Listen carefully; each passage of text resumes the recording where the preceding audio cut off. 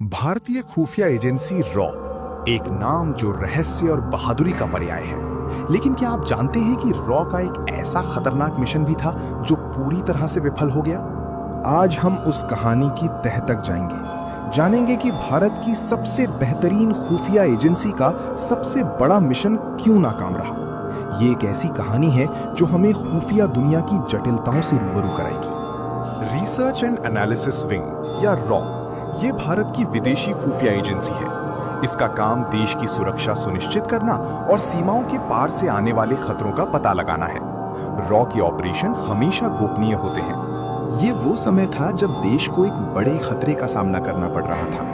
Raw ने एक बेहद गुप्त और सबसे खतरनाक मिशन की योजना बनाई। इसका लक्ष्य शत्रु देश के महत्वपूर्ण ठिकानों पर चोट करना था। इतनी बेहतरीन ट्रेनिंग और प्लानिंग के बावजूद ये मिशन विफल क्यों हुआ? क्या ये कोई मानवीय गलती थी या दुश्मन की चाल? ये सवाल आज भी भारतीय खुफिया समुदाय में चर्चा का विषय है। मिशन का मुख्य उद्देश्य क्या था? इसकी शुरुआत कैसे हुई?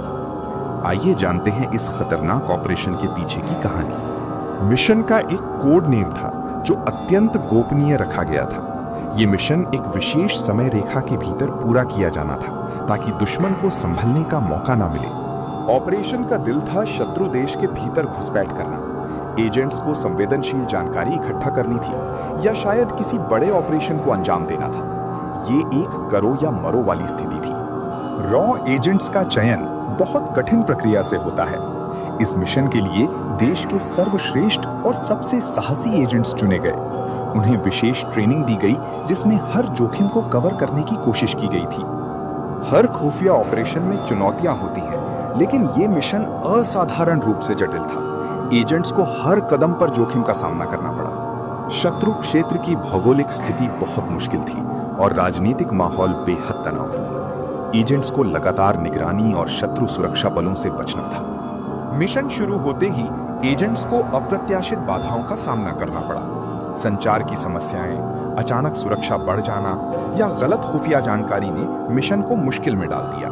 आखिरकार वो क्या कारण था जिसने इस महत्वपूर्ण मिशन को विफल कर दिया?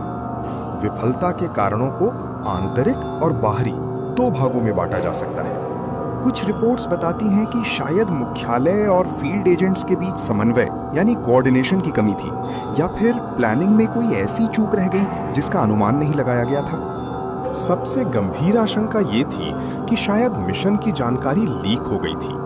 हो सकता है कि कोई डबल एजेंट दुश्मन के लिए काम कर रहा हो, या टेक्नोलॉजी ने एजेंट्स की पहचान उजागर कर दी हो।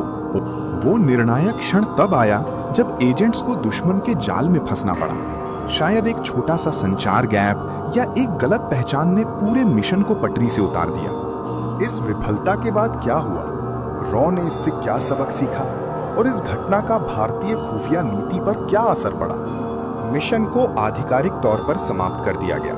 जो एजेंट्स बच गए थे उन्हें सुरक्षित वापस लाया गया। लेकिन ये विफलता रॉ के इतिहास में एक कड़वी सच्चाई बन गई। इस विफलता ने रॉ को अपनी कार्यप्रणाली और प्लानिंग पर फिर से विचार करने के लिए मजबूर किया। खुफिया जानकारी जुटाने और एजेंट्स की सुरक्षा सुनिश्चित करने के लिए नई सख्त नीतियां लागू की गई। रॉ का ये सबसे खतरनाक मिशन भले ही विफल रहा हो, लेकिन इसने हमें खुफिया दुनिया की हकीकत दिखाई। इस विफलता को भारतीय खुफिया इतिहास में एक सबक के रूप में याद किया जाता है। ये दिखाता है कि कितनी भी अच्छी तैयारी क्यों ना हो, खुफिया ऑपरेशनों में हमेशा अप्रत्याशित जोखिम होते हैं। हम उन बहादुर रॉ एजेंट्स के बलिदान और साहस को सलाम करते हैं जिन्होंने देश की सुरक्षा के लिए अपनी जान जोखिम में डाली। उनकी कहानियां हमें हमेशा प्रेरित करेंगी। जय हिंद।